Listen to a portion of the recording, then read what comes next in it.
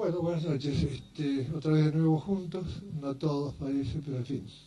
Este, ya estarán por llegar quizás, ¿no?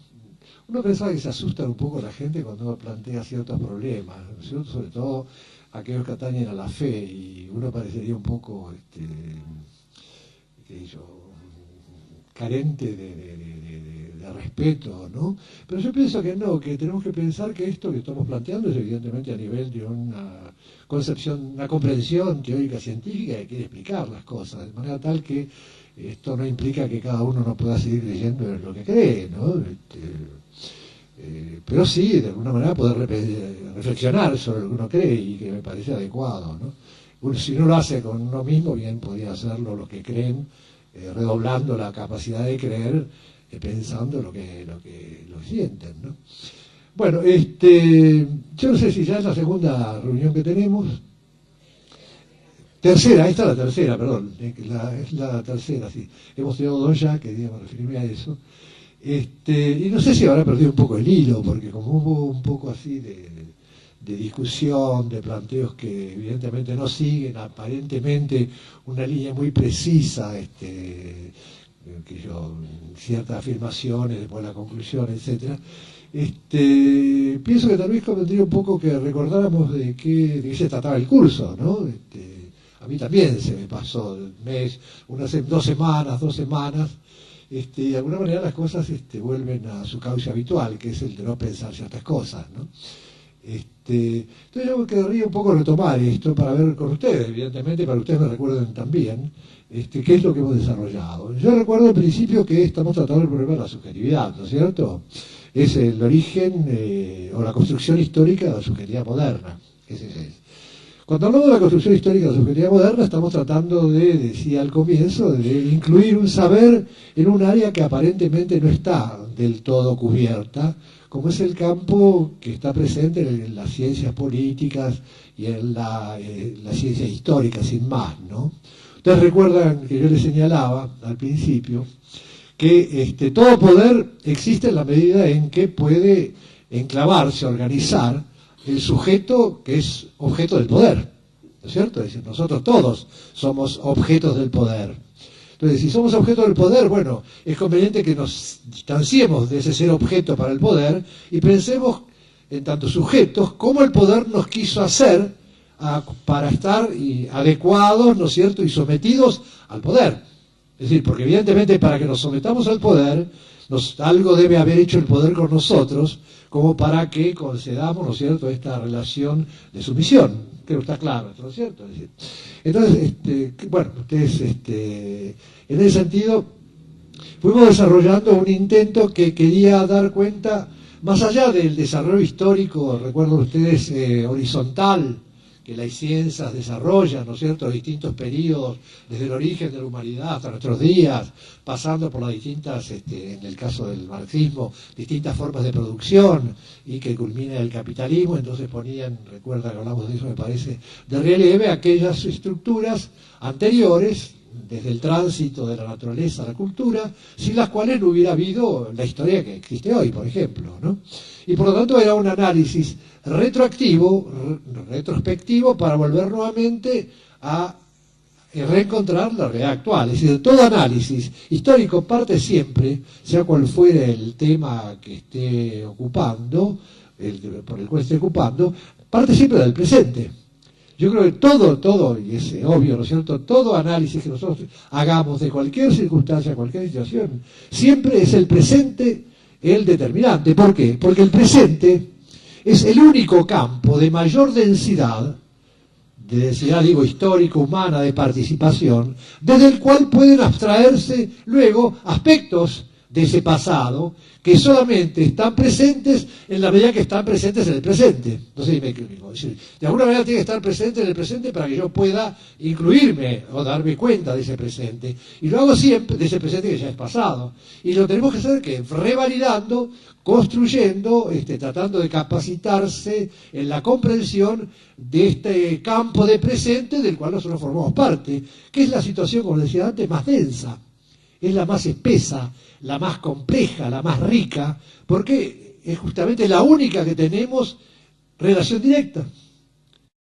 Claro, hablar de relación directa, yo no tengo relación directa con lo que está pasando actualmente en Indonesia, pero sí que estamos simultáneamente presentes con lo que pasa en Indonesia, y lo que pasa en Indonesia tiene que ver también con lo que pasa en la Argentina, de alguna manera, porque formamos parte de un mundo global, ¿no es cierto? Entonces, de alguna manera, aunque yo no sepa lo que pasa en Rhodesia, sin embargo, tengo que partir de que Rhodesia está presente actualmente en nuestro presente por el hecho mismo de que somos contemporáneos de ese presente. Entonces, el campo de la densidad más amplia aparece justamente desde el presente. Si yo quiero analizar el pasado, y tengo que de alguna manera hacer una abstracción, tengo que desde el presente tratar de leer aquello que se refiere a una situación pasada, pero ¿desde dónde lo hago? Desde actualizar en mi presente situaciones que estuvieron presentes en el pasado, pero que yo la analizo desde los rastros que dejaron en el presente. Siempre el presente es punto de partida.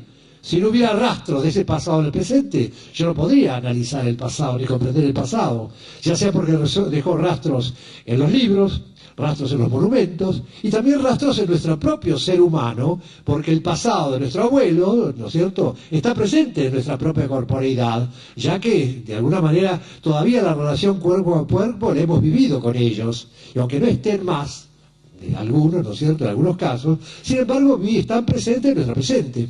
Yo entonces tengo que volver a dar vida, sea cual fuera el sentido de lo que se vive, desde el presente. Por lo tanto, como ustedes ven, es la recuperación de un lugar fundamental. Es, por decirlo así, volver a dar importancia a lo que cada uno es. Y es lo que pasa cuando leemos un libro también. El libro está allí, negro sobre el blanco, ¿no es cierto?, escrito. Pero ¿quién actualiza lo que el libro dice? El libro no habla en voz alta, ¿no es cierto?, que ni Sarmiento está hablando en voz alta, sino que está presente en aquello que decantó en su escritura, ¿no es cierto? Entonces, ¿qué hago yo? Actualizo a Sarmiento al leer su libro, pero soy yo el que tiene que darle a esas palabras un sentido, porque estamos viviendo evidentemente una época en la cual también la significación de las palabras se ha transformado. Por lo tanto, yo a partir de mis palabras actuales, del lenguaje actual, tengo que dar sentido al lenguaje pasado desde el presente que hablo yo. Como ustedes ven, la importancia por tanto, de nuestra propia participación en todo acontecimiento que quiera tener o que tiene para nosotros un sentido, implica siempre la revalorización de nuestro propio lugar como sujeto, como personas. Y lo mismo pasa en el campo político, y lo mismo pasa en cualquier otro campo, el de la economía, etcétera, etcétera.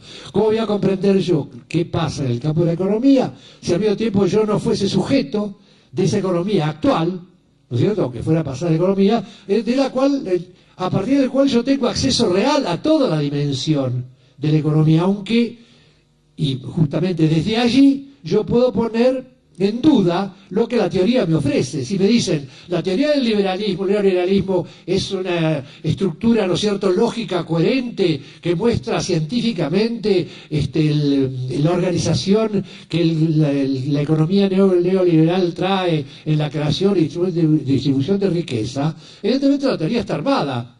Pero cuando yo leo la teoría, hay un excedente que la teoría no contiene, pero que yo sí percibo. Ese excedente de realidad que la teoría no puede dar cuenta de su estructura teórica, ¿no es cierto? Porque lo que trata de hacer justamente la teoría, esta teoría en el caso de su estructura histórica, es ocultar lo que de alguna manera solamente puede aparecer como visible para nosotros, que participamos de ella. Ahora, si nosotros dejamos de ser sujetos como el lugar donde se elabora como la verdad histórica, porque eso es lo que somos, pese al desprecio que se pueda tener por nosotros en el campo de la política, sujetos de ella, en el campo de la teoría que aprendemos, en el campo de las relaciones humanas, ¿no es cierto? Sin embargo, lo que hay que volver a revalidar es eso. Nosotros somos el lugar donde se verifica el sentido de lo que pasa en la historia, sin el cual no había tampoco historia. Porque nosotros somos los que elaboran y formamos parte del proceso histórico que nos tiene como sujetos de una colectividad. Así que yo creo que el problema fundamental, desde el punto de vista teórico, filosófico, humano, personal, es volver a tomarlos en serio. El momento en el cual el individualismo, por lo tanto la separación, la atracción del consumismo, que impide que podamos pensar en los otros a la medida que consumimos para satisfacer nuestras necesidades y delegarnos a las necesidades de los demás. En la medida en que el sistema, a través del terror, porque hay terror, terror y miedo, ¿no es cierto? Es decir, el perder el empleo es una modalidad del miedo y del terror metido en cada uno, con el cual el sistema, ¿no es cierto?, cuenta. Si nosotros no validamos ese lugar, y no podríamos tampoco enfrentar este determinismo que penetra en nosotros, convirtiéndose en un lugar del cual se nos quiere impedir pensar, porque el terror en su apriete terrorista intenta anonadar la capacidad de nuestro pensamiento. Porque si osáramos pensar profundamente lo que pasa, el sistema nos excluiría, ¿no es cierto? Y por lo tanto no podríamos adecuarnos a lo que el sistema pide de nosotros, que es la sumisión, ¿no es cierto?, y la separación. Digo, la separación que viene realizándose entre nosotros de una manera muy acentuada, de una manera que estalló como dispersión, desde el terror militar. Digo, terror militar económico, terror militar político, terror militar religioso, terror militar de los medios, ¿no es cierto? Que no era el terror militar, era toda una estructura de dominación que de alguna manera todos ellos constituían el campo del cual el terror se hizo posible entre nosotros, y por lo tanto la dispersión. Bueno, esto hemos hablado un poco ya creo antes.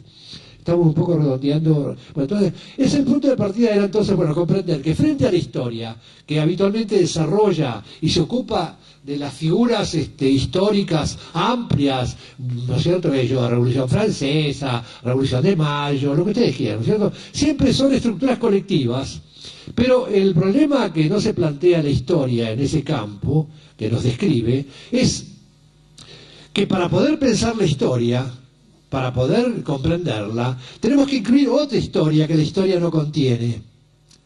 Y esa historia es fundamental también. Y tendría que estar incluida en el acceso a la historia horizontal, que sería el acceso personal, individual, vertical, por lo tanto, que cada uno realizó como historia propia para acceder desde la niñez a la historia adulta.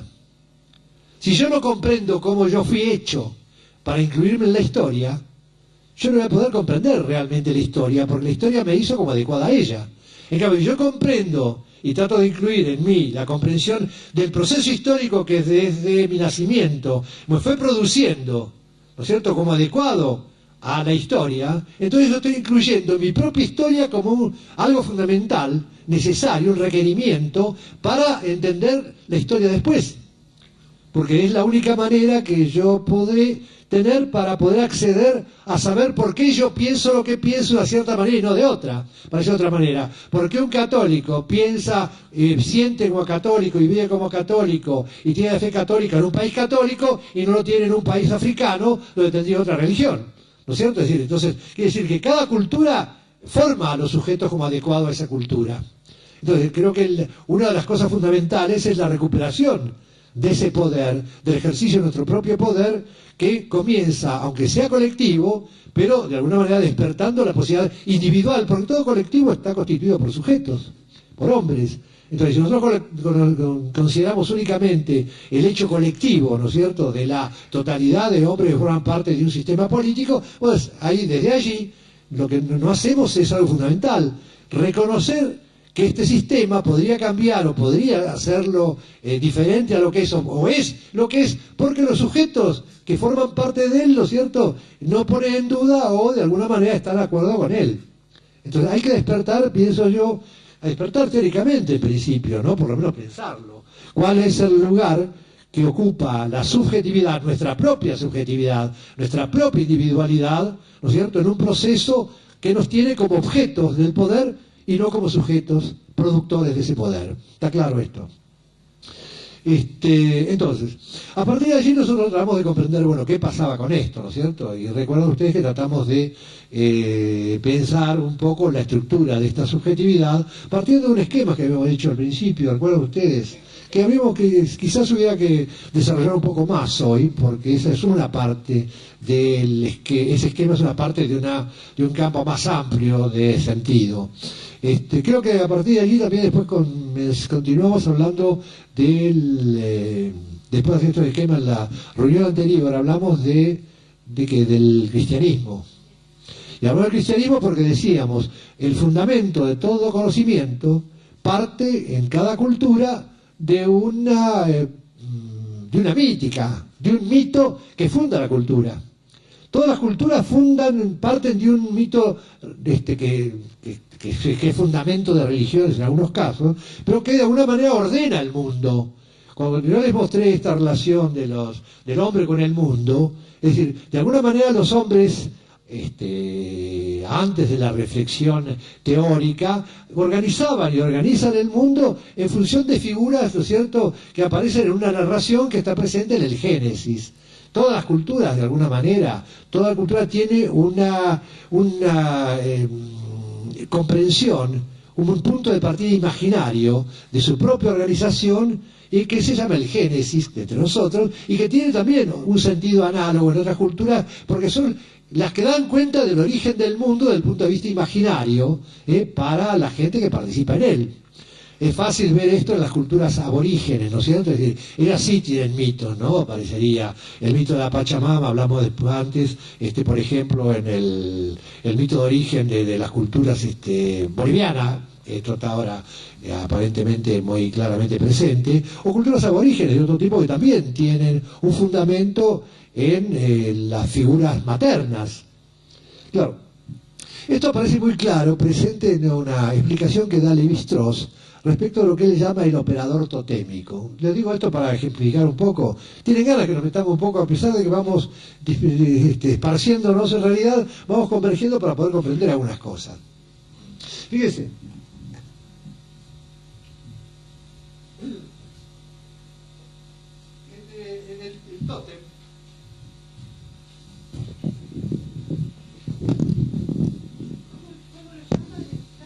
En el tótem.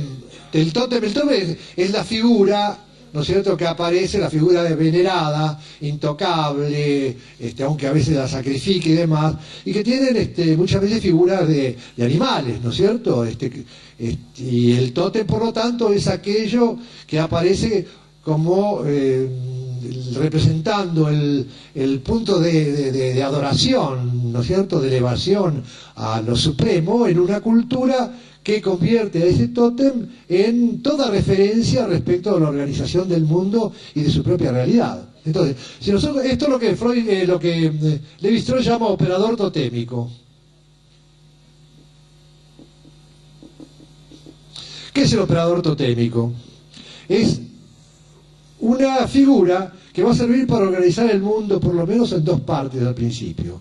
Si yo pongo acá como figura central, supónganse un ciervo, el ciervo como tótem. Tomo una figura de la realidad natural, pero si yo lo quiero convertir en centro organizador, esa figura ya tiene de alguna manera concentrada la posibilidad de establecer y abrir un campo de sentidos que organice toda la realidad. Por ejemplo, el tótem abre, el tanto es un ciervo, lo macho, ¿no es cierto?, y lo hembra, ¿no? Porque divide, evidentemente, el tótem tiene, el ciervo tiene, hay hembras y machos. Me abre lo diurno y lo nocturno, es un animal que vive de noche o que vive de día. Entonces, otra vez, lo voy a poner acá, ¿no es cierto? Hembra, macho. Diurno, nocturno. Es un animal que se alimenta de hierbas o de carne o de cualquier otra. Entonces permite organizar también la realidad en carnívoros, herbívoros, ¿no es cierto? Y así van, que es la forma de copulación, la etapa en la cual el periodo que tienen para gestar. ¿Qué pasa permite establecer también la diferencia entre la primavera, las 4 estaciones, por ejemplo, ¿no? Porque en cada una de ellas el tótem, animal, vive de un modo determinado, ¿no es cierto? Queda preñado, entra en celo, se reproduce. Entonces, con un animal, tomando la figura de un animal, yo puedo organizar toda la realidad. ¿Me explico? El tiempo de vida, Y bueno, y así todas las relaciones que a partir de aquí se van abriendo y que le permiten, tomando esa figura o tomándola como la ordenadora de un orden de mundo digo en el nivel ya más tribal, ¿no es cierto?, del propio mundo respecto de la gente se va a organizar y va a comprender la realidad a partir de este tótem, que es el tótem venerado por la comunidad. ¿Se entiende esto? Bueno, esto es una figura fundamental. Es decir, fíjense cómo a partir de lo imaginario, de una figura viva, imaginaria, sin embargo se van abriendo posibilidades de ordenamiento muy complejas y que permite por lo tanto también ponerle nombres distintos y hacer distinciones muy sutiles, las distinciones, por ejemplo, que se establecen a partir de aquí entre los tipos de animales, ¿no es cierto?, de acuerdo con su forma de pelaje, de organización, si andan en 4 patas o andan en 2 patas, diferenciar los que vuelan de los que no vuelan, etcétera. Y bueno, y todo esto abre una relación, el tiempo de vida, la prolongación, todo esto abre, por lo tanto, la dimensión del tiempo y el espacio también, como pensable, justamente a partir de ¿qué? A partir de una figura que no es una figura racional, ¿no es cierto?, porque es una figura visible, sensible, y sin embargo sirve a partir de ella para organizar toda una realidad. Cuando yo entonces les hablaba antes, y saquémoslo del operador totémico, cuando hablamos la vez pasada de las 4 situaciones límites, la relación del hombre con el mundo, ¿recuerdan? Y dijimos que era con el cosmos, con el futuro, con la naturaleza y con los otros hombres. Esta es una forma, si ustedes quieren, más discriminada, más sofisticada, de tratar de comprender la relación con la realidad tal como la vivimos nosotros que penetramos en ella. ¿Recuerda? Y dijimos que toda cultura, repito esto un poco o lo saben ya, recuerdan todos ustedes, entonces lo doy como obvio. Acá aparecía el nivel fundante, porque no, el primero que aparece es el nivel convencional, ¿recuerdan ustedes? El convencional, que era que toda relación siempre aparece determinada previamente por la cultura, que interiorizó en nosotros la relación. Les decía, no habría relación con los otros hombres si la cultura no hubiera interiorizado en cada uno un modo de apreciar y determinar la relación con los otros hombres. Es decir, no hay, lo que nosotros vivimos como natural, que es esto, es una determinación cultural. Entonces decía, sin embargo, hay que llegar a la experiencia de un nivel fundante. Y recuerda que les di mirar cuando uno sale a mirar el cielo de noche y puede ser el lugar de un romance y de pronto uno mira el cielo y en el medio de mirar las estrellas que están allí presentes y titilando, de pronto se le descubre a uno la dimensión, ¿no es cierto?, de lo infinito de aquello que nos separa, que separa la Tierra del cosmos, ¿no es cierto? Y les recordaba a ustedes que es una situación en la cual aparece la angustia frente de la propia finitud, del instante, de la propia vida, la fugacidad, frente a la permanencia de todos estos, ¿no es cierto? Bueno, todo esto evidentemente hace aparecer una experiencia que nos da cuenta de que este nivel convencional tuvo que ser producto de una elaboración cultural que organizó esa respuesta como respuesta convencional y válida para los hombres de la cultura, y que dependía, por lo tanto, de dónde partíamos para que la relación con los demás, con los hombres, con el cosmos, la naturaleza y la naturaleza y el futuro fuera diferente. Si nosotros partíamos de retomar el nivel fundante, la experiencia que cada uno tiene del origen que angustiaba, ¿no es cierto?, por la presencia desnuda de esa realidad que nos superaba infinitamente, y desde allí tratamos de ver, de comprender la realidad, o partimos desde acá, y ocultamos por lo tanto este proceso que es el retorno o la experiencia fundante. Por lo tanto, y esto pasaba en cualquiera de las 4 situaciones límites, ¿recuerdan ustedes?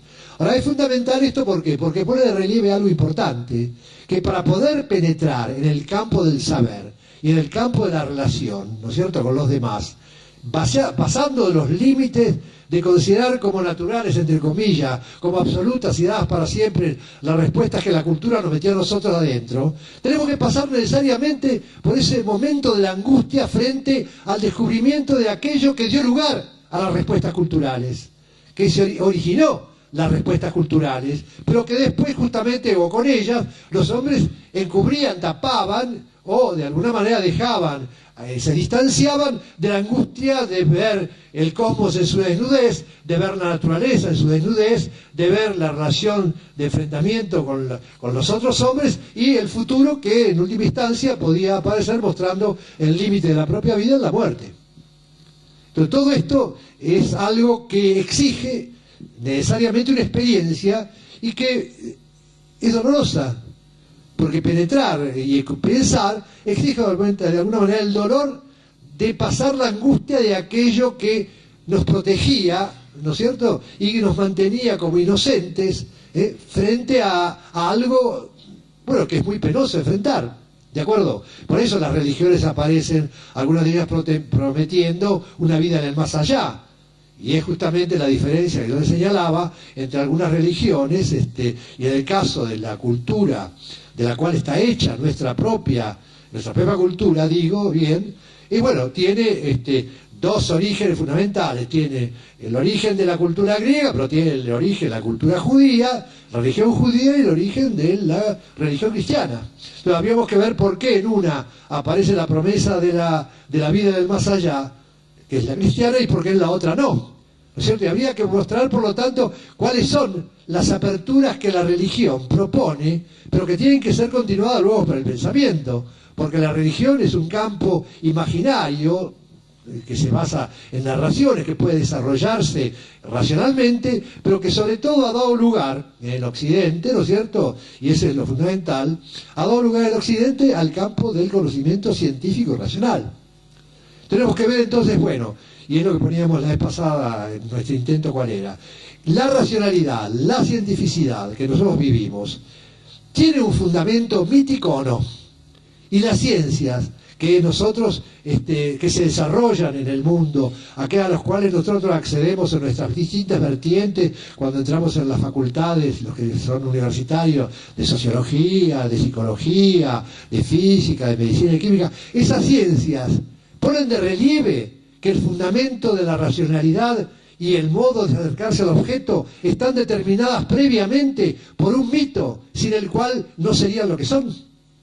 Para decirlo de otra manera, la ciencia racional, en su ser puramente racional, científico y lógico, contienen dentro de sí una explicación que dé cuenta de si hay o no en su punto de partida una determinación mítica. Porque el mito aparece justamente lo contrario a la ciencia, ¿no es cierto? Y es lo que hablamos, creo, la vez pasada cuando hablamos del mito cristiano y del mito judío, ¿no es cierto? Que no son considerados como mitos, recuerda que hablamos eso también, me parece, ¿no? Yo les traje el ejemplo del diccionario de Moliner, ¿sí o no? Sí, el diccionario de Moliner decía que mito era aquellas narraciones, etcétera, que se organizaban en ciertas culturas, salvo en la religión cristiana. Es decir, entonces, entonces decían que la religión cristiana no apoya, claro, no pueden decirlo porque si es la religión oficial que organiza nuestra realidad y eso es un acto de fe y creemos que su existencia es cierta y verdadera y es el fundamento de toda verdad, evidentemente no podemos llamarlo mito. Pero desde el punto de vista antropológico, desde el punto de vista del carácter científico, es evidente que tenemos que poner en juego eso para saber si realmente no está pasando algo muy importante, que el ocultamiento del fundamento mítico de la ciencia occidental que estamos viviendo, ciencia occidental y cristiana, y por lo tanto también del capitalismo, si el ocultamiento de ese mito no hace que nosotros no podamos criticar, comprender y transformar, ¿no es cierto?, porque aparentemente toda la estructura que da cuenta de nuestra existencia está apoyada en el campo de la ciencia, que la afirma como siendo verdadera, ¿no es cierto?, y no teniendo un fundamento mítico. ¿No será que justamente el olvido de ese fundamento mítico encierra algo de destino de destrucción, ¿no es cierto?, y al mismo tiempo de horror y de muerte?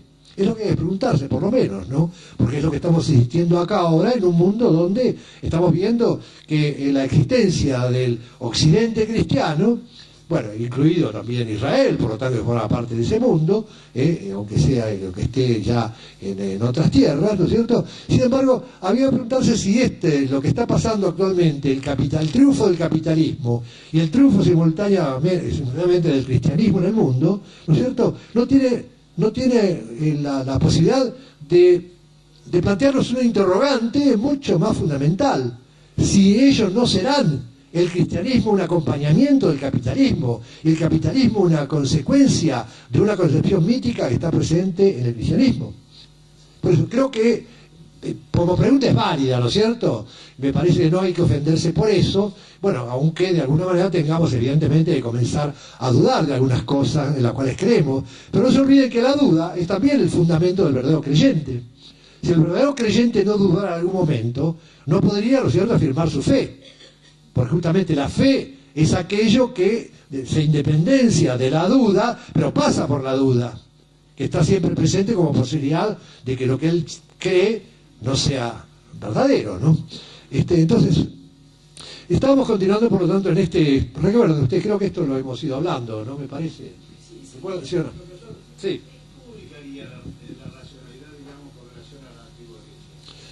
Bueno, esto lo vamos a ver despacio, porque es una acotación. El pensamiento occidental prolonga tanto los mitos judíos, que se transforman al pasar en la mitología cristiana, y prolonga también la filosofía griega, posterior a la refutación de los mitos. Después, la tragedia en Grecia ocupa un siglo. Y es el lugar donde se enfrenta el pensamiento racional con el pensamiento mítico. Y eso es la tragedia. En ese sentido es lo que iba a traerle como ejemplo, la tragedia de Edipo, por ejemplo, de Antígona, de Sófocles, ¿no es cierto? Entonces, allí que es un siglo donde extrañamente de pronto surge el debate, ¿no es cierto?, bajo la forma de expresión dramática, trágica, mejor dicho, de una representación teatral, surgen los grandes dilemas de la cultura griega. Y es a partir de allí que después, en el siglo siguiente, aparece el desarrollo de toda la filosofía griega que nosotros conocemos, Aristón, Platón, Aristóteles, etc., ¿no es cierto? Es decir, que la filosofía griega señala de alguna manera el triunfo sobre la mitología griega, aunque la prolonga de alguna manera. ¿De acuerdo?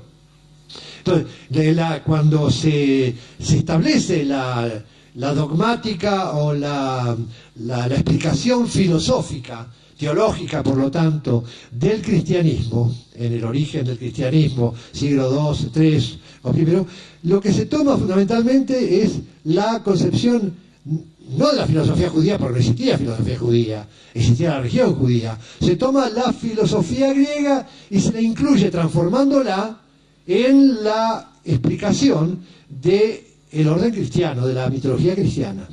Y eso es lo que pasa en varios filósofos y sobre todo pasa en San Agustín. San Agustín es el ejemplo más cabal de cómo Plotino, que era un filósofo, ¿no es cierto?, que hizo el tránsito de la filosofía griega y permitió que esa filosofía de alguna manera se adaptara al cristianismo. Pero lo que pasa es que había que transformar ciertos supuestos de la filosofía griega. Y si en Aristóteles era el primer motor que aparecía organizando el desarrollo, ¿no es cierto?, del mundo, evidentemente ese primer motor no existe, aparece la figura de Dios. Pero además no solamente la figura de Dios sustituye al primer motor, sino que también aparecen otras figuras, la figura de Cristo, que no tiene nada que ver con la filosofía griega. Y eso lo dice explícitamente San Agustín. Si ustedes leen San Agustín, en las Confesiones, San Agustín dice claramente, ¿no es cierto?, que a la filosofía de Plotino, a la filosofía griega, hay que agregarle esto para modificarla y convertirla en otra cosa. Que es lo que pasa, y bueno, ustedes saben, ¿no es cierto?, toda la filosofía medieval es de alguna manera el desarrollo que culmina en la concepción aristotélica que está presente ya no en Agustín, sino en este otro filósofo, Santo Tomás. Santo Tomás es el que actualiza el pensamiento religioso cristiano a la filosofía griega de manera cabal. Y por lo tanto, a la concepción racional que luego va a dar lugar a la aparición de las ciencias, ¿no?, en Occidente, y al aspecto jurídico, etc. Entonces, Son varios los cruces que se producen, ¿no es cierto? El problema es comprender esto. Y comprender una cosa que me parece fundamental, de la cual no hablamos antes, y que de alguna manera habría que retomar. Existe la religión cristiana en Occidente, y luego hay un momento en el cual, luego de la etapa medieval, aparece el Renacimiento, y lo que se llama el Iluminismo. El Iluminismo, el que da lugar, ¿no es cierto?, al pensamiento que luego aparece desde Erasmo hasta los revolucionarios franceses, Rousseau y demás, son figuras del iluminismo, del pensamiento racional, que critican, de alguna manera se distinguen, se distancian de la religión y tratan de organizar un pensamiento, entre comillas, ateo, un pensamiento científico. El problema es que en todo este pensamiento científico, y el que aparece también en la Revolución Francesa, este iluminismo sigue desarrollándose sobre fondo del imaginario cristiano. El iluminismo no destruye el mito cristiano, se pone al margen y le contrapone una concepción racional adecuada al conocimiento de la realidad objetiva. Y esto aparece muy claro con el origen mismo, el fundamento mismo de la ciencia occidental, que es la figura de Galileo. ¿Hablamos de esto? Bueno, cuando Galileo aparece, enfrentando el poder de la Iglesia, ustedes saben, ¿no es cierto?, es decir, y produciendo las primeras fórmulas y muestra que la Tierra no es el centro del universo, sino que por el contrario la Tierra gira como otros planetas alrededor del Sol. Esto, como conocimiento objetivo, entre comillas, tenía una importancia metafísica y teológica fundamental. Quería decir que nosotros entonces, en la Tierra estamos en el cielo, ¿no es cierto? Si el Sol era el centro del universo y no la Tierra, ¿no es cierto? Entre otras cosas. Pero, ¿cómo responde Galileo a esta crítica, necesariamente a esta amenaza de la religión, que era el lugar donde se sentaba la verdad que no podía ser contradicha? Entonces Galileo, ¿qué hace? En uno de los prefacios de introducción a un libro sobre la rotación de los astros, dice lo siguiente, y esto es fundamental porque es el comienzo, si usted quiere, la premisa del desarrollo de la cientificidad occidental. Y téngalo en cuenta por lo siguiente, él dice: al exponer acá lo que expongo sobre la rotación de los astros, yo no estoy diciendo nada que se refiera a la verdad. La verdad corresponde al ámbito de la religión y de la figura de Cristo, y de la Iglesia, por lo tanto. Yo lo que trato de hacer simplemente, dice, es un cálculo exacto. Es formidable. Porque es lo que vemos y es lo que ha predominado en la ciencia nuestra. La ciencia nuestra se ocupa de un cálculo exacto y luego al mismo tiempo de una aplicación instrumental que ha resultado en lo que nosotros conocemos, ¿no es cierto?, en la ciencia actual aplicada a la producción, ¿no es cierto?, de cosas, y por lo tanto al utilitarismo, digámoslo, ¿no es cierto?, y al servicio de un sistema productivo que a través del cálculo permite comprender y organizar todos los fenómenos de la realidad, salvo aquel que se refiere a la religión, porque la religión sigue perteneciendo, en el mundo occidental, la verdad como tal, a la religión. Es decir, cuando la ciencia, esto es importante, cuando la ciencia comienza a establecer sus premisas, digamos en el campo de las matemáticas, del cual no soy evidentemente gran conocedor, o en el campo de la física, o en el campo o los átomos mismos, ¿no es cierto?, por lo tanto, o en el campo de las ciencias de la vida, ¿no es cierto?, los organismos, cuando aparece ya la teoría de la evolución de las especies, ya eso conspira contra la concepción religiosa. Pero se puede desarrollar, sin embargo, todo esto sin tocar la religión. Porque yo puedo ser científico, ir a rezar todas las mañanas, ¿no es cierto?, a la iglesia o de alguna manera a participar de un círculo protestante, y sin embargo después sigo en mi casa o en la universidad o en los laboratorios haciendo un cálculo exacto adecuado al conocimiento de la realidad objetiva. ¿Por qué? Porque el problema de la verdad del hombre desapareció del campo de la ciencia. La verdad del hombre como fundamento del pensar científico ha quedado reducida a un cálculo exacto. Y ustedes lo ven todavía aún en el campo de las ciencias sociales. En el campo de las ciencias sociales, entre nosotros, no se incluye el conocimiento y el desarrollo de lo místico de nuestra cultura. Ustedes métanse en cualquier lugar, ¿no es cierto?, de cualquier ciencia del social o de la psicología, también, porque vamos a llegar a ver cosas absurdas en todo esto, donde es como si nuestra cultura no tuviera nada que ver con los mitos. Y entonces, se desarrolla el saber de las relaciones sociales sin partir de una crítica a lo mítico. Y por eso ha llegado hasta en el campo de las ciencias humanas, recuerden ustedes, el cálculo que aparece en la medida, la metodología más adecuada para la comprensión de los fenómenos sociales, está dado por la metodología cuantitativa. ¿No es cierto? El cálculo de las poblaciones,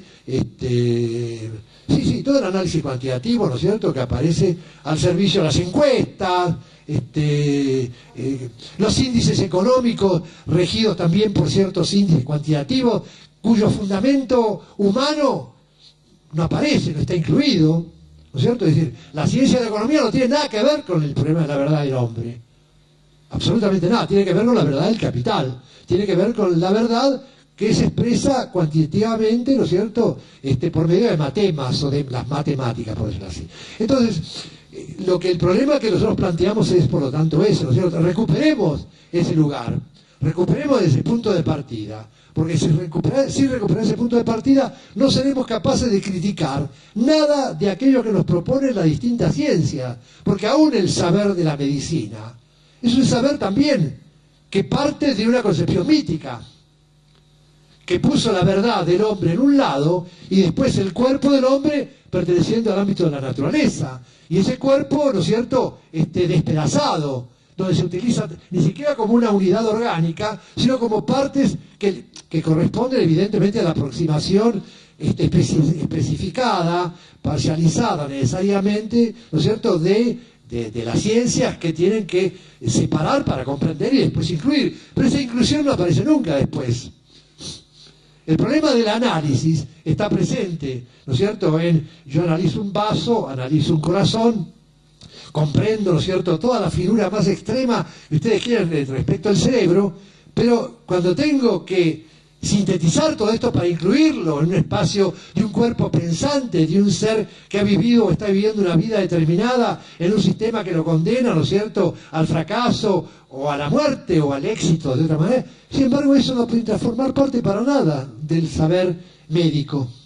Y por eso entre nosotros hasta tal punto llegó el terror y el alejamiento, ¿no es cierto?, del fundamento mítico de nuestra realidad, hasta tal punto llegó que la privatización de la medicina y la privatización del cuerpo común que está presente en la naturaleza fue algo que pudo realizarse sin gran oposición y que está presente entre nosotros como formando parte de nuestro modo de pensar.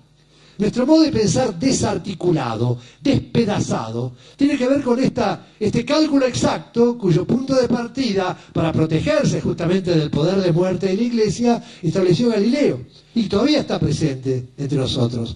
Si nosotros no tomamos ese punto de partida, no comprenderemos realmente, ¿no es cierto?, no nos preguntaremos por qué es lo que la ciencia dejó en su origen de preguntarse. Y cuando la ciencia se pregunta por el ser, la metafísica de Heidegger, como no se pregunta por el ser desde el punto de vista mítico, se pregunta por el ser abstracto en general de la metafísica, tampoco es un pensamiento situado en el cristianismo. Es un pensamiento, Heidegger era católico en el origen, la mujer antisemita formó parte, avaló, ¿no es cierto?, al principio al hitlerismo, nunca les dijo eso. Y sin embargo, el pensamiento de sobre ser parecería que recupera el origen, ¿no es cierto?, total de lo que es, sin tener que referirse al mito del cual él formaba parte para pensar el ser. No sé si me explico.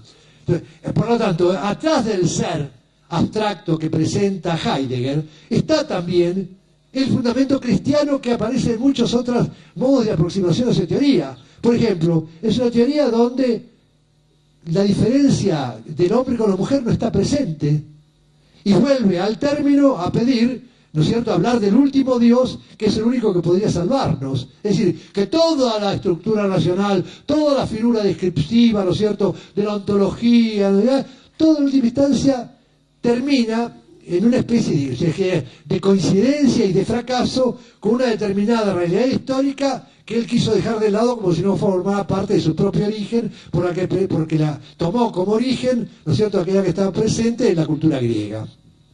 No sé si me estoy explicando un poco para...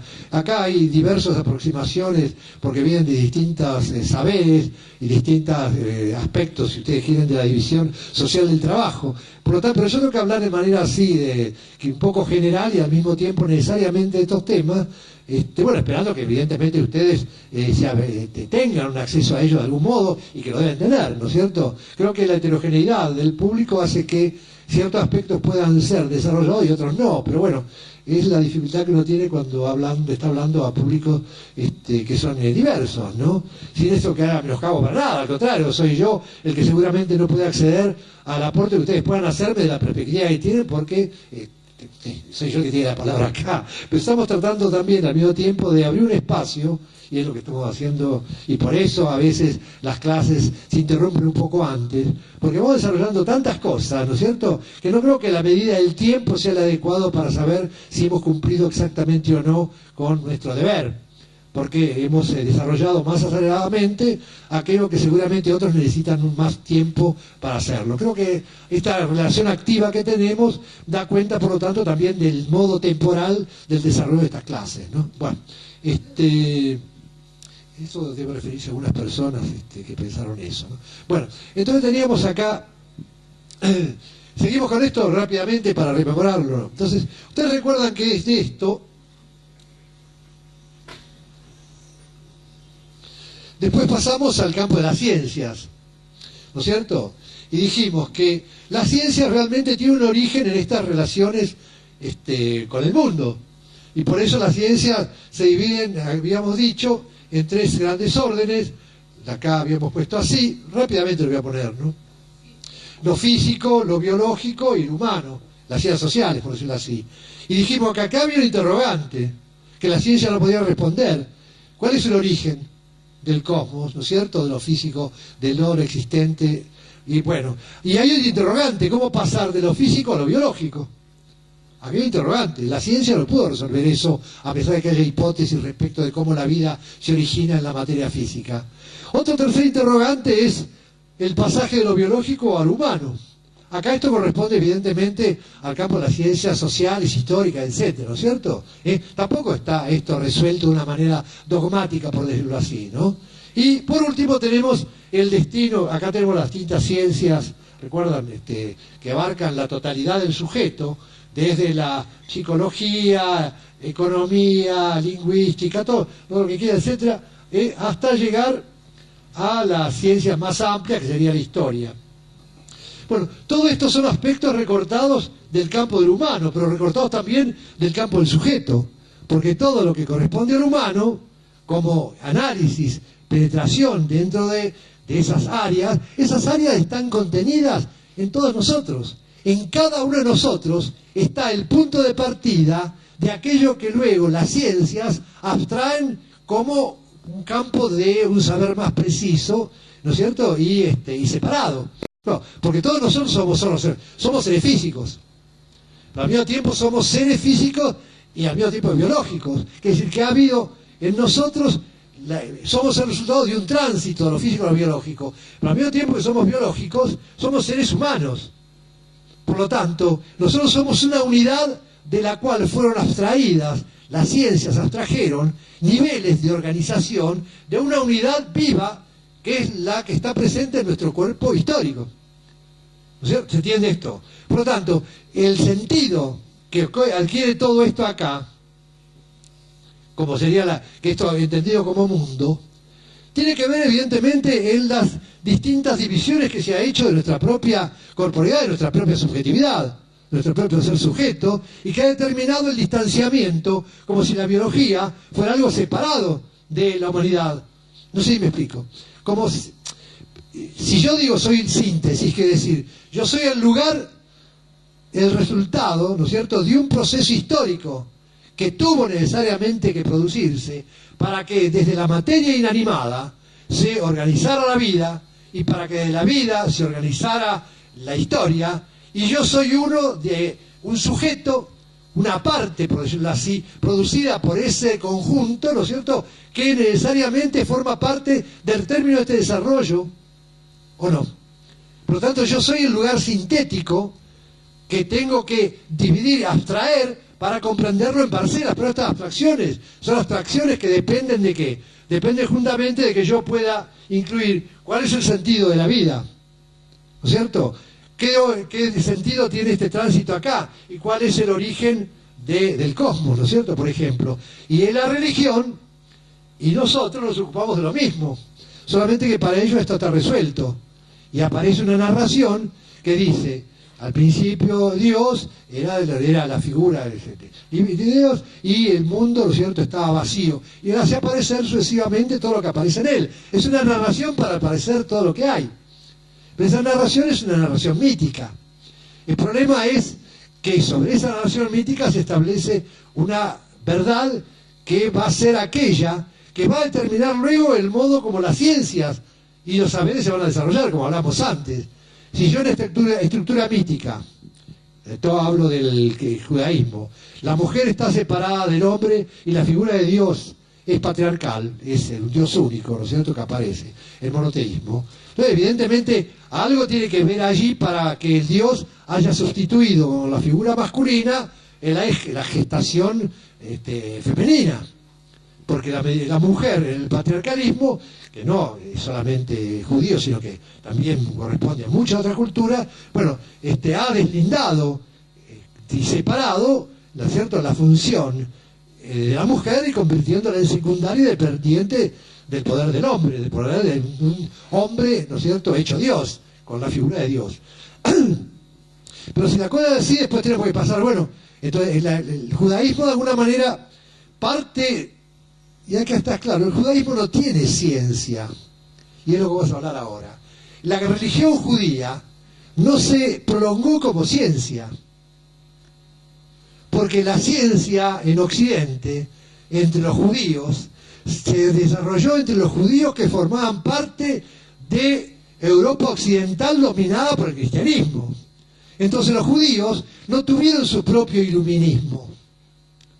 No sé si me explico. De la religión judía, como no había un campo propio, nacional, un campo terrenal, una cultura que fuera específica de ellos, no tuvieron la posibilidad de desarrollar su propia religión con una concepción científica que tomara como punto de partida la narración mítica judía. Por lo tanto, tuvieron que hacerlo en aquel campo humano histórico, el occidente cristiano, donde ahí sí, porque existía, ¿no es cierto?, una realidad nacional o colectiva, una realidad geográfica y una cultura que unificaba bajo un cierto sentido, bajo una misma religión, todo ese campo, en ese campo sí se desarrolló el iluminismo, la aparición de las ciencias sobre el fondo de la religión. Pero lo hizo sobre el fondo de la religión cristiana.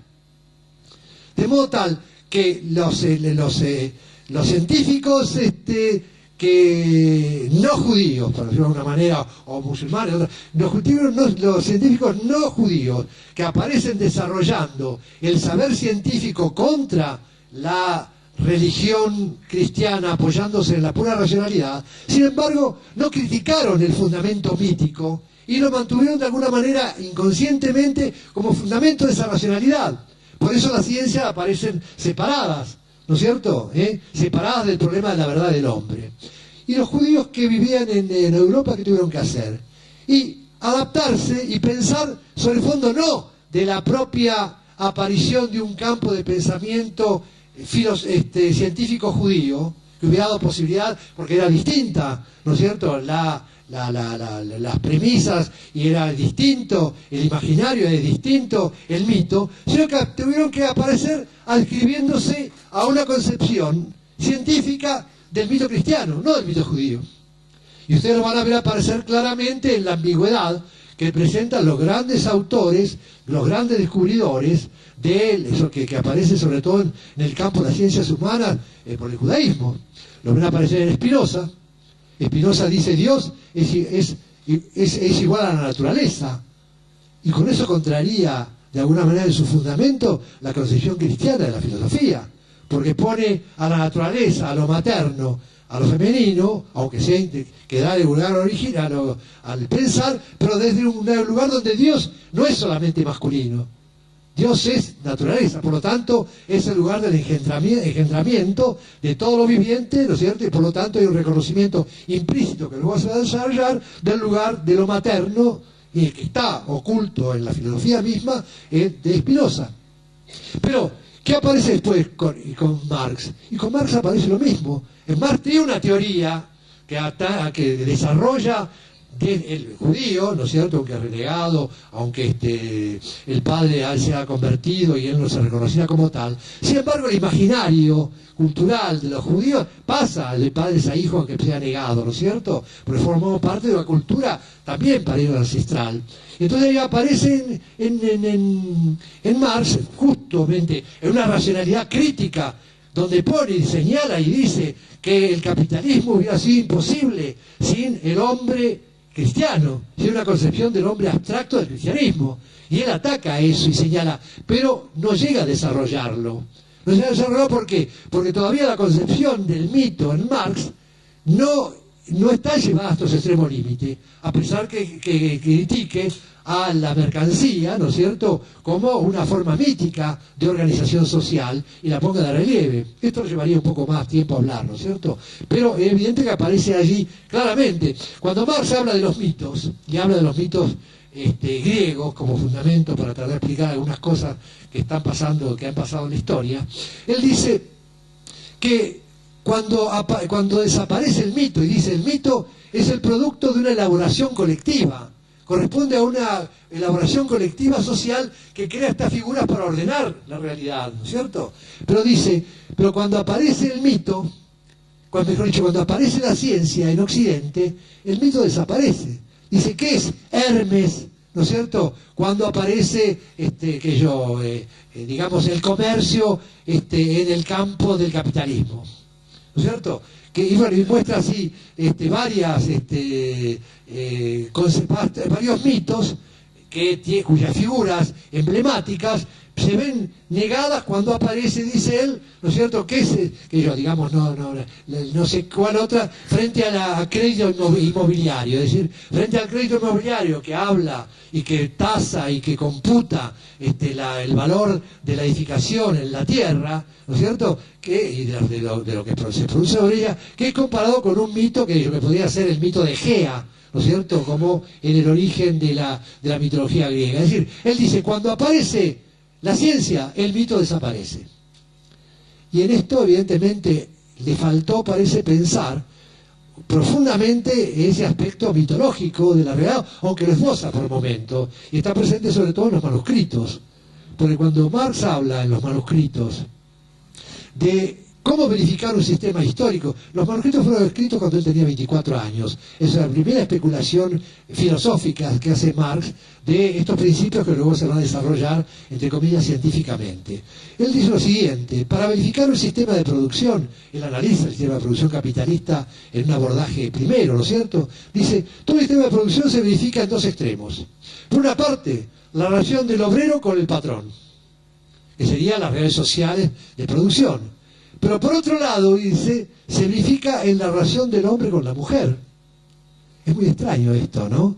Que un sistema social histórico encuentre su modo de verificación, es decir, de ser verdadero o falso, ¿no es cierto?, en el modo como son coherentes las relaciones o incoherentes las relaciones entre el patrono y el obrero, que ahí aparece una incoherencia fundamental de sometimiento, pero también la busca en la relación del hombre con la mujer.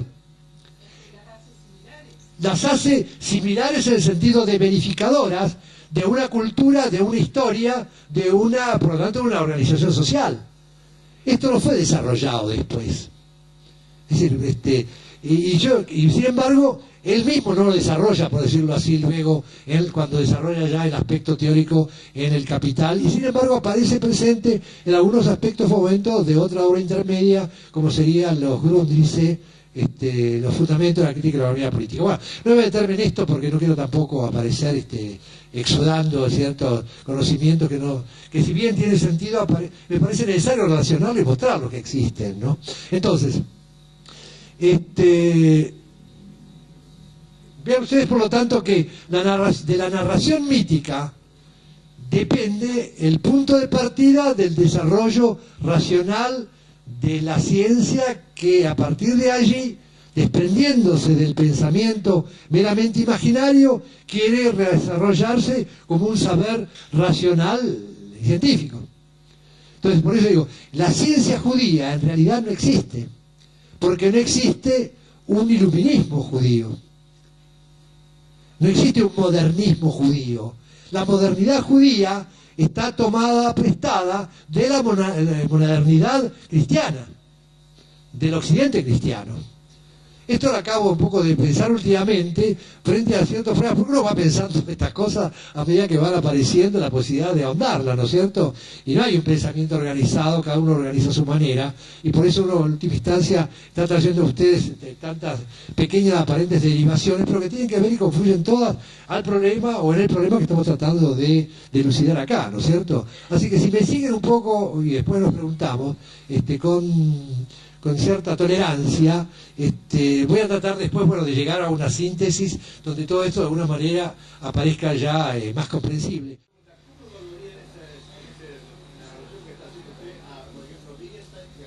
Bueno, no, pero no puedo ahora, te metes en un tema muy específico, voy a tener que comenzar a dialogar solo con vos, porque es una pregunta particular tuya que no incluye el preguntar de los demás, ¿te das cuenta?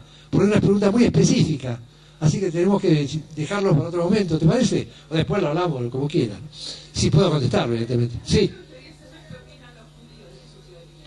Ah, no me quieren nada, ¿eh? No me quieren nada.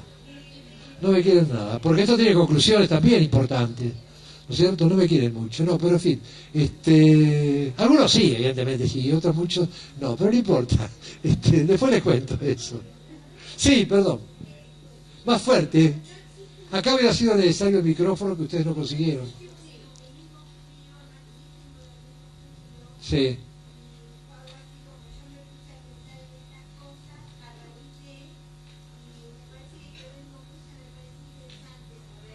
Ajá. Claro.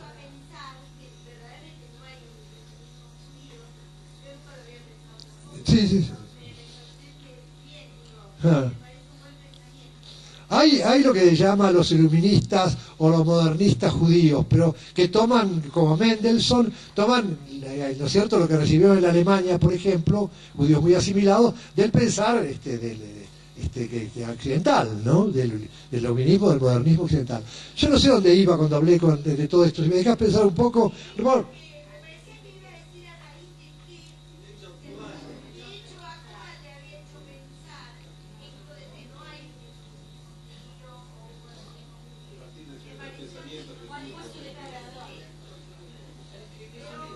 sí. Ya vendrá, disculpame, no, ya me perdí un poco también. Sí, sí, sí.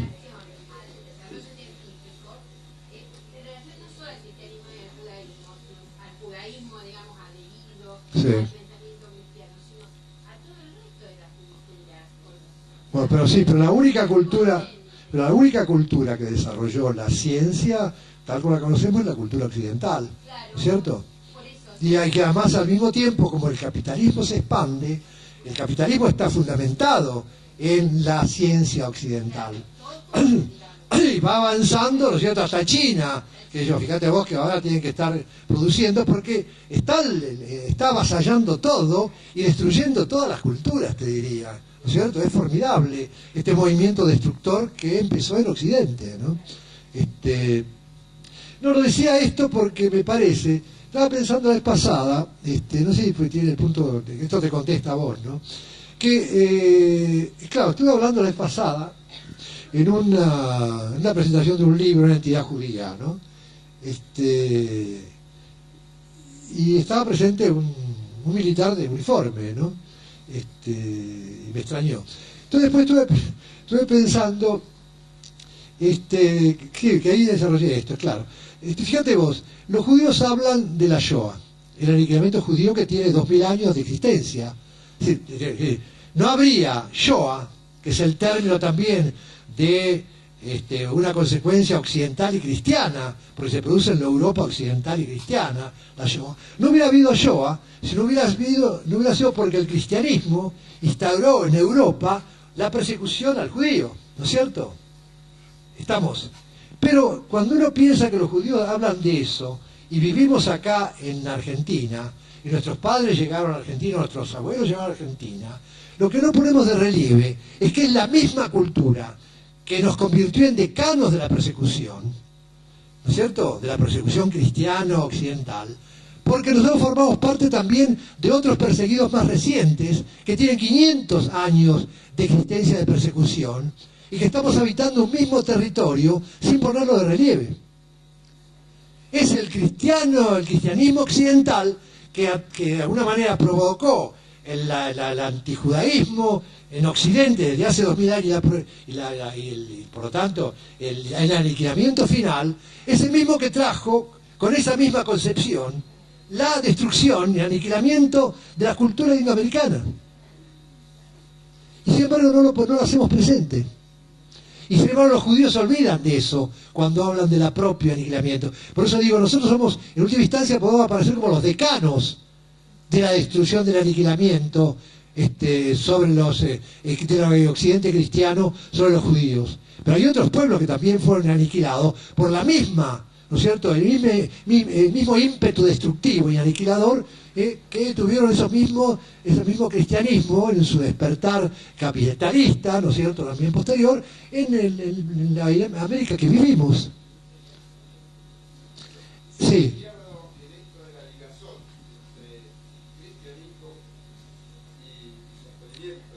Por eso, bueno, vamos a esto, si me dejás lo vamos a ir desarrollando, no puedo simultáneamente, voy a tratar de explicar todo esto, ¿no es cierto? Bueno, no sé, entonces desarrollé esto y les dije que de la concepción que se tuviera acá, dependía dos tipos de sujetos, dos tipos de individuos, ¿no es cierto? Un individuo,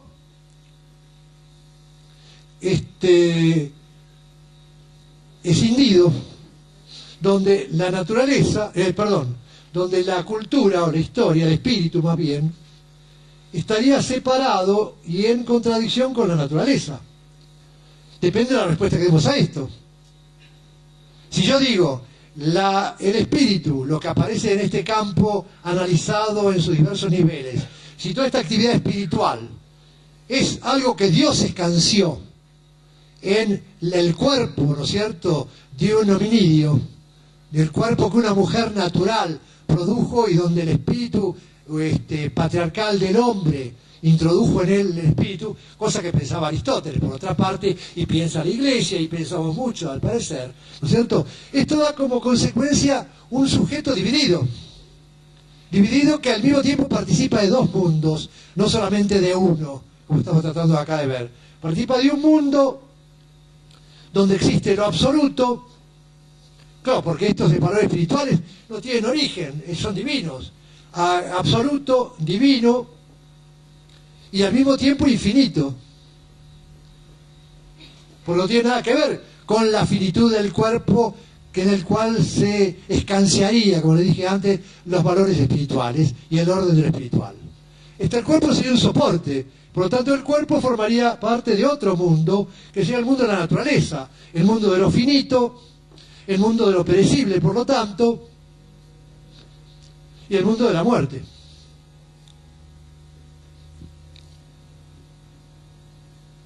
¿Se entiende esto? Es decir, por decirlo de alguna manera, todos nacemos así, como dualistas, en nuestra cultura. Y de alguna manera, la mayor parte quedamos en dualistas porque el corte es muy brutal a partir de la represión y de la organización que tenemos desde el origen mismo de la familia en nuestra cultura. Y eso es lo que trataré de mostrar después, ¿no es cierto? Pero si nosotros decimos después que si esto no está explicado por la teoría de que Dios crea el mundo, ¿no es cierto? Y crea también al hombre, y el sentido del hombre es la salvación, como podría ser en Occidente, ¿no es cierto? Decimos entonces que ese hombre,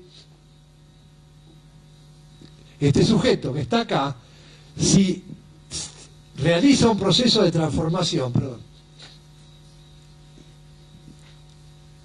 histórica, retomando la determinación que él recibió, pero transformándola, como decía antes, por el conocimiento de su acceso a la cultura, si recuperando la historia de su propia formación, este hombre se descubriría entonces hecho de naturaleza, cuerpo y espíritu, que hace un tránsito dentro de su propia corporeidad. ¿Se entiende esto? Si yo nazco natural, por decirlo de alguna manera, entre comillas, nazco desde el seno de mi madre, aparezco, ¿no es cierto?, sanguinoliento y demás, con el grito de desesperación que habilita la entrada en los pulmones del oxígeno que me permite seguir viviendo, y bueno, y a partir de allí es la cultura la que penetra, ¿no es cierto? Esta cultura es lo que yo de alguna manera puedo comprender después, como constituyéndome como escindido, porque está dentro de la familia patriarcal y una cultura patriarcal. Mientras que yo hago el análisis de eso, puedo comprender entonces que no. Es mi cuerpo que al desarrollarse como cuerpo que la naturaleza de alguna manera hizo surgir en la corporeidad de una madre, que es cultural pero al mismo tiempo natural en el sentido de materia, podemos comprender entonces que hay un tránsito y por lo tanto no hay una escisión. No hay dos mundos, hay un solo mundo. Un solo mundo que trataré de comprender, por lo tanto, como, y esto es lo que retoma lo anterior, como teniendo simultáneamente tres mundos en el mismo mundo. Está el mundo de lo físico, de lo cósmico, el de las estrellas y demás que hablábamos antes. Pero dentro de ese mundo aparece una transformación en el mismo mundo. ¿No es cierto? Yo sé que una discontinuidad en la continuidad, que es el mundo de la naturaleza. Los seres vivos, ¿no es cierto? De lo cual podemos seguir la formación desde los seres unicelulares hasta los mamíferos y bueno, naturalmente el hombre que se pone como última producción. Y por último llegamos a la totalidad de lo histórico. Pero vean ustedes que estos tres mundos están formando parte del propio mundo y diferenciándose, ¿por qué? Por esos tránsitos que responden y van a ser contestados de una manera diferente en la concepción que tiene el científico que aborda todo esto. Si yo me convierto en científico desde acá, no es lo mismo que me convierta en científico desde acá. Y esto lo vamos a ver la próxima vez cuando tenga un esquema diferente. ¿De acuerdo? ¿Se entiende esto? Entonces esto es el monismo. Y este es el dualismo.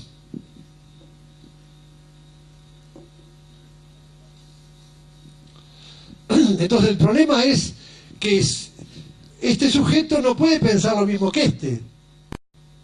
Y que desarrollará una ciencia distinta a esta. Y que desarrollará una vida también distinta a esta. ¿Se entiende esto? No formaremos parte de dos mundos, sino de un mundo que comprendo que se ha ido transformando. Y en esa transformación podré comprender la mía propia y la de las sociedades y por lo tanto ir concebiendo la realidad como una realidad en lo más sutil que tiene, también el movimiento y la cual yo participo también como el lugar donde se elabora esa verdad. ¿Me explico? Estamos por llegar ya a las 1:30. Justo, ¿vio? Bueno, paramos acá y seguimos después.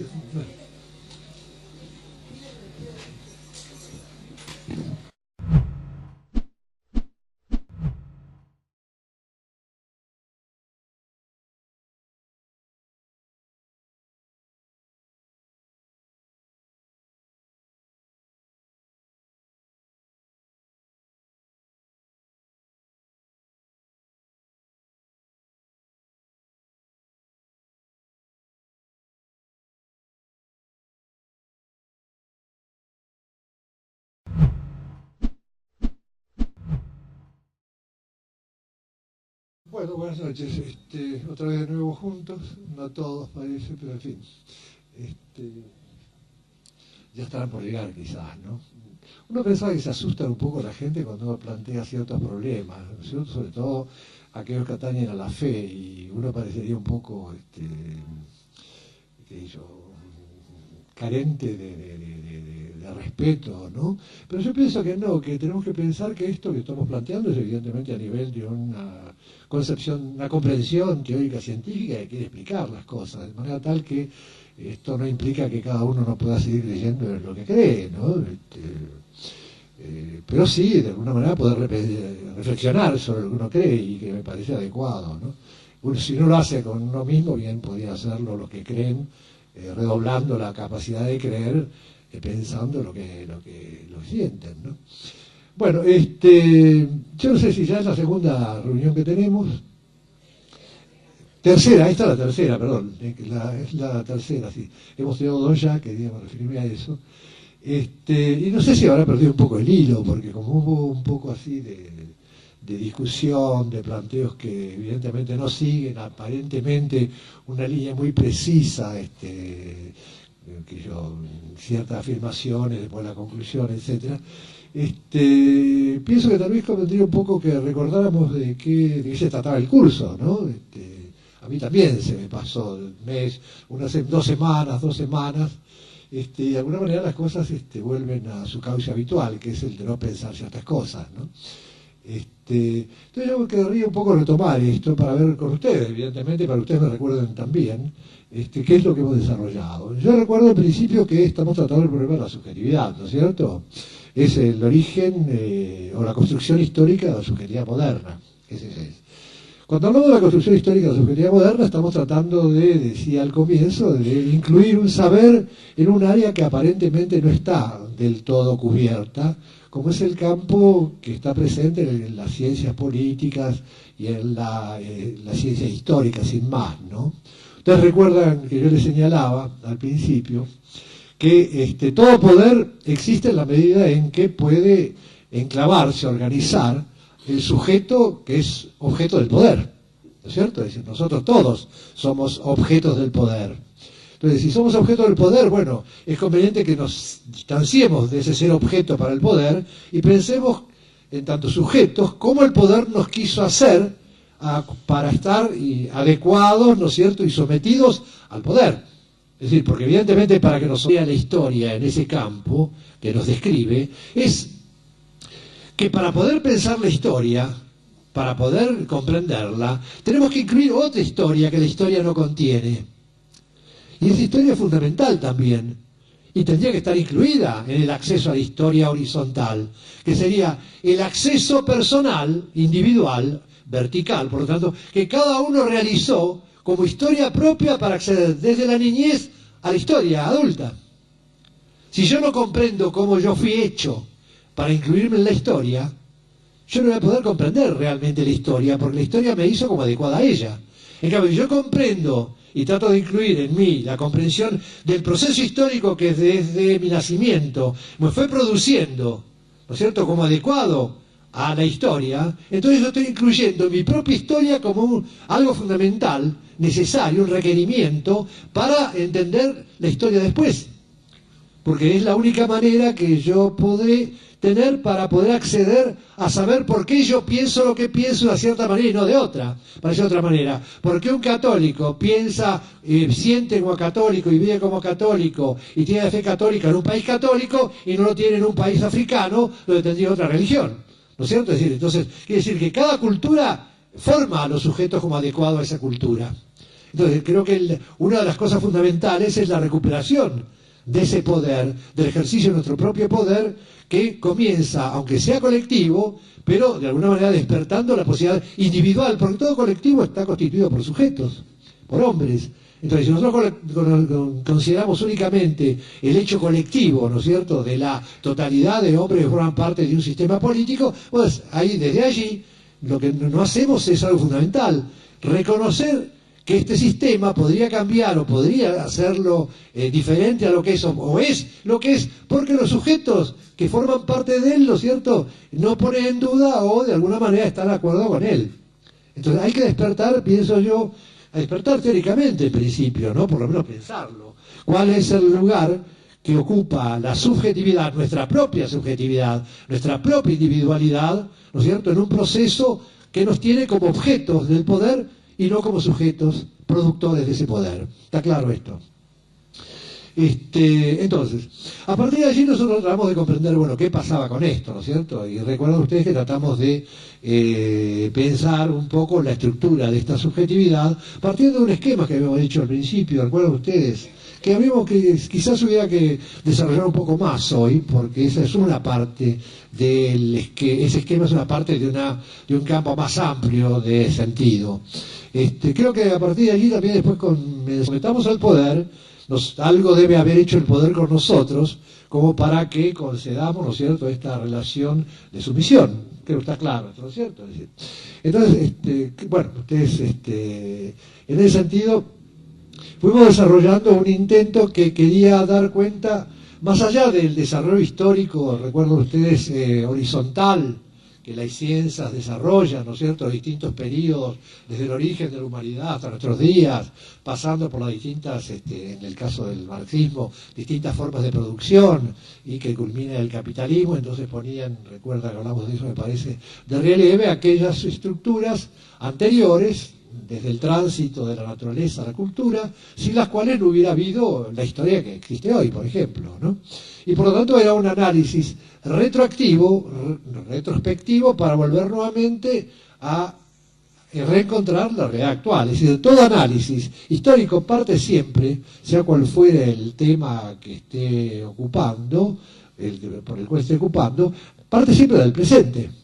Yo creo que todo, y es obvio, ¿no es cierto?, todo análisis que nosotros hagamos de cualquier circunstancia, cualquier situación, siempre es el presente el determinante. ¿Por qué? Porque el presente es el único campo de mayor densidad, digo, histórico, humana, de participación, desde el cual pueden abstraerse luego aspectos de ese pasado que solamente están presentes en la medida que están presentes en el presente. No sé si me explico. Es decir, de alguna manera tiene que estar presente en el presente para que yo pueda incluirme o darme cuenta de ese presente. Y lo hago siempre de ese presente que ya es pasado. Y lo tenemos que hacer que revalidando, construyendo, tratando de capacitarse en la comprensión de este campo de presente del cual nosotros formamos parte, que es la situación, como decía antes, más densa.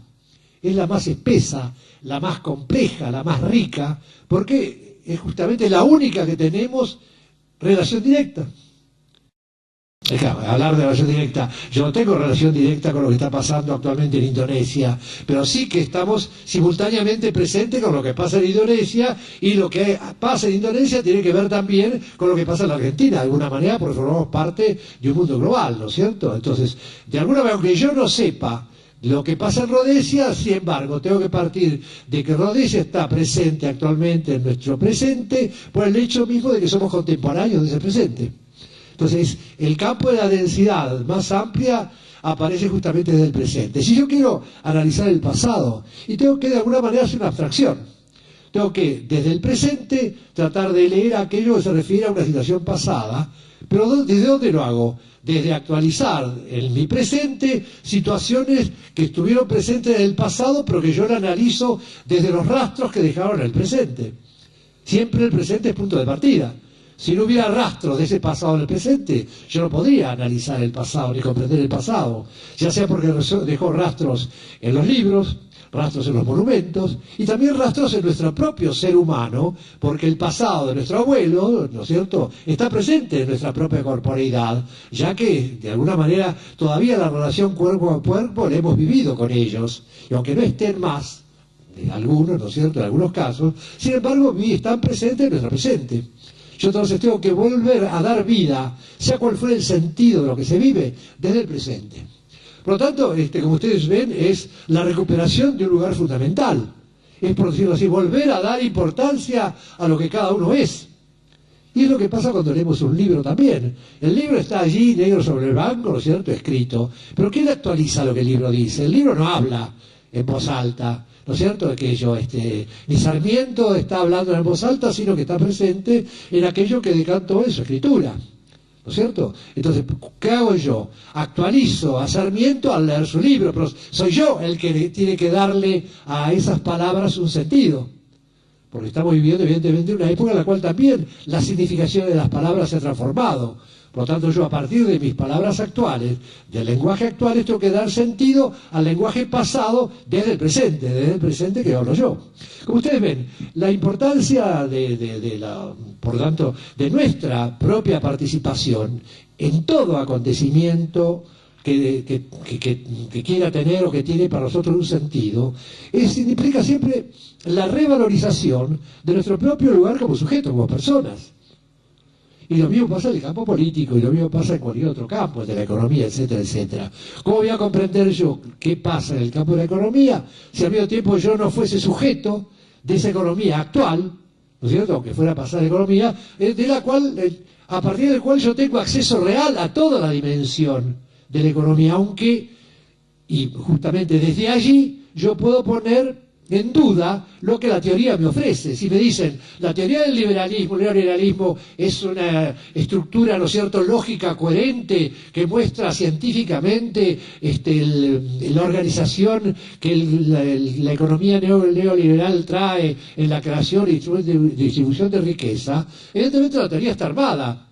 Pero cuando yo leo la teoría, hay un excedente que la teoría no contiene, pero que yo sí percibo. Ese excedente de realidad que la teoría no puede dar cuenta de su estructura teórica, ¿no es cierto? Porque lo que trata de hacer justamente la teoría, esta teoría en el caso de su estructura histórica, es ocultar lo que de alguna manera solamente puede aparecer como visible para nosotros, que participamos de ella.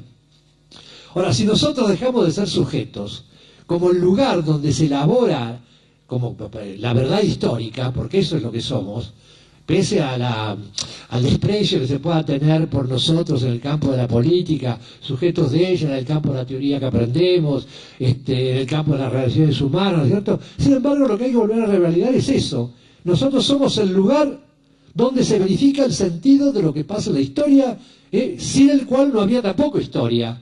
Porque nosotros somos los que elaboran y formamos parte del proceso histórico que nos tiene como sujetos de una colectividad. Así que yo creo que el problema fundamental, desde el punto de vista teórico, filosófico, humano, personal, es volver a tomarlos en serio. El momento en el cual el individualismo, por lo tanto la separación, la atracción del consumismo, que impide que podamos pensar en los otros a la medida que consumimos para satisfacer nuestras necesidades y desligarnos de las necesidades de los demás. En la medida en que el sistema, a través del terror, porque hay terror, terror y miedo, ¿no es cierto? Es decir, el perder el empleo es una modalidad del miedo y del terror metido en cada uno con el cual el sistema, ¿no es cierto?, cuenta. Si nosotros no validamos ese lugar, y no podríamos tampoco enfrentar este determinismo que penetra en nosotros, convirtiéndose en un lugar del cual se nos quiere impedir pensar, porque el terror en su apriete terrorista intenta anonadar la capacidad de nuestro pensamiento. Porque si osáramos pensar profundamente lo que pasa, el sistema nos excluiría, ¿no es cierto? Y por lo tanto no podríamos adecuarnos a lo que el sistema pide de nosotros, que es la sumisión, ¿no es cierto?, y la separación.